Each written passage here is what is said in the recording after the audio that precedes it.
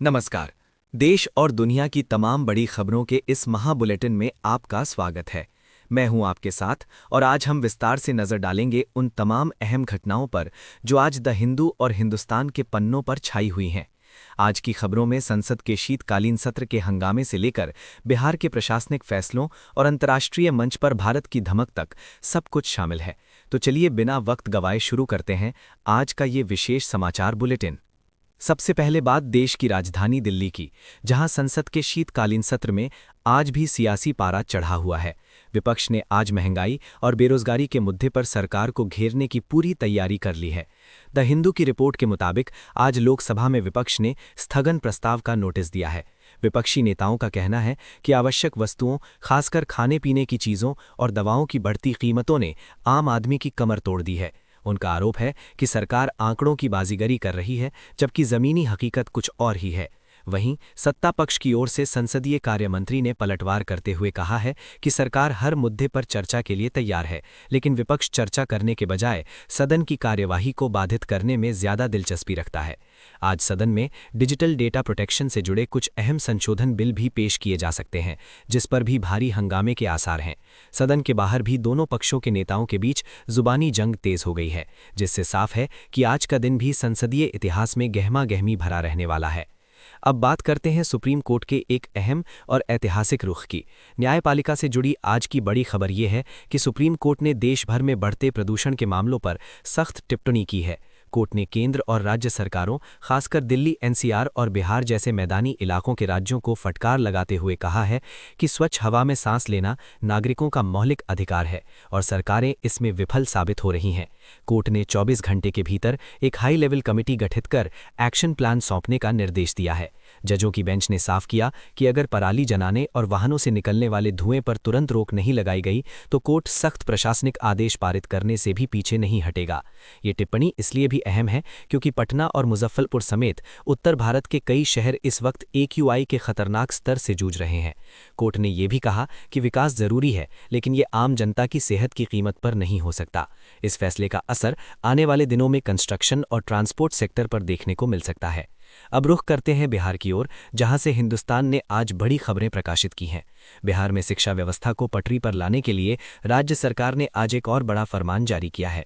शिक्षा विभाग ने राज्य के सभी सरकारी स्कूलों में शिक्षकों की बायोमेट्रिक उपस्थिति को लेकर सख्ती और बढ़ा दी है। ताज़ा आदेश के मुताबिक अब न सिर्फ हाजिरी बल्कि क्लासरूम में पढ़ाई की गुणवत्ता की भी रैंडम चेकिंग की जाएगी। इसके लिए जिला स्तर पर क्वालिटी मॉनिटरिंग सेल का गठन किया गया है, जो सीधे पटना मुख्यालय को रिपोर्ट करेगा। उधर राज्य में खाद और बीज की कालाबाजारी को रोकने के लिए कृषि विभाग ने आज से राज्यव्यापी छापेमारी अभियान शुरू किया है। रबी की बुआई का पीक सीजन चल रहा है और ऐसे वक्त में किसानों को खाद की किल्लत न हो, इसके लिए मुख्यमंत्री ने जिलाधिकारियों को सख्त निर्देश दिए हैं। खबर है कि कल देर रात बक्सर और रोहतास में कई गोदामों पर छापे मारे गए और अवैध रूप से जमा की गई यूरिया की बड़ी खेप बरामद की गई है। सरकार के इस एक्शन से जमाखोरों में हड़कंप मचा हुआ है।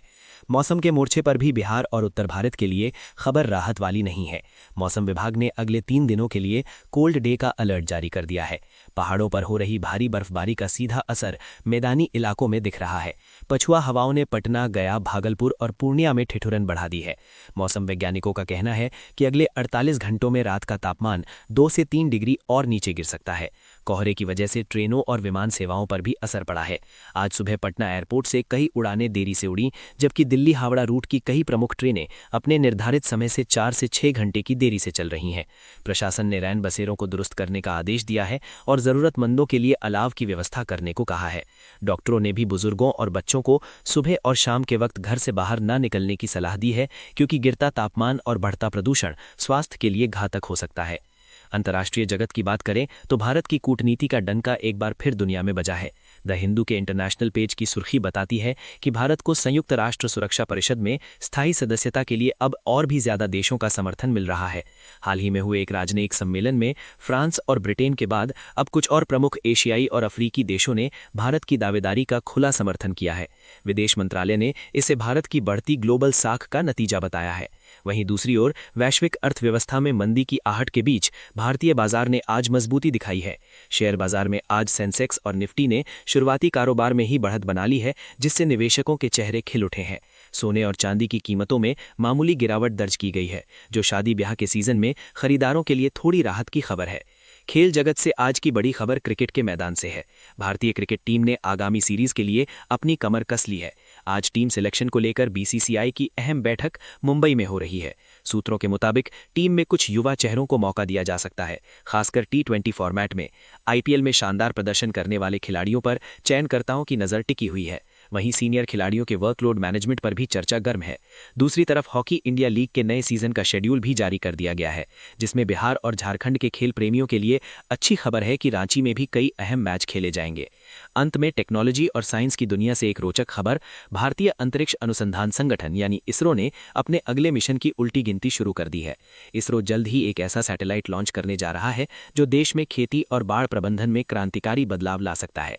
ये सैटेलाइट मौसम की सटीक भविष्यवाणी के साथ साथ मिट्टी की नमी का भी सही आकलन करेगा, जिससे बिहार जैसे बाढ़ प्रभावित राज्यों को भविष्य में बड़ी राहत मिल सकती है।